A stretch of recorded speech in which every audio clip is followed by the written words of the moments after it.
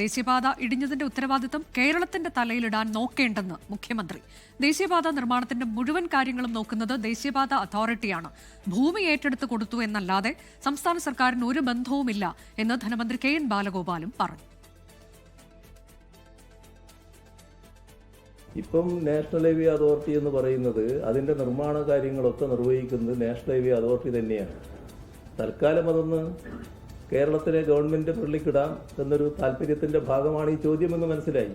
പക്ഷെ വഴിയില്ല, എല്ലാ കാര്യങ്ങളും നിർവഹിക്കുന്നത് അവരാണ്.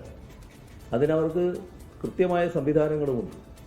ആ സംവിധാനത്തിൽ ചില പാളിച്ചകൾ പറ്റുന്നു എന്നുള്ളതാണ് നമ്മുടെ നാടിൻ്റെ അനുഭവമായി വന്നിട്ടുള്ളത്. അതാണ് ചൂണ്ടിക്കാണിക്കുന്നത്. സാധാരണഗതിയിൽ ഒരു റോഡ് നിർമ്മിക്കുമ്പോൾ ആ റോഡ് നിർമ്മിക്കുന്നതിൻ്റെ ഡിസൈൻ തൊട്ട് തുടങ്ങുന്ന കാര്യങ്ങൾ, അതിൻ്റെ കാര്യങ്ങളെല്ലാം നിർവഹിക്കേണ്ടത് നാഷണൽ ഹൈവേ അതോറിറ്റിയാണ്. അവരത് കൃത്യമായി നിർവഹിക്കേണ്ടവരാണ്. അതിനകത്ത് നമ്മുടെ നാട്ടിലെ പൊതുമരാമത്ത് വകുപ്പിന് പ്രത്യേകിച്ചൊന്നും ചെയ്യാൻ കഴിയില്ല.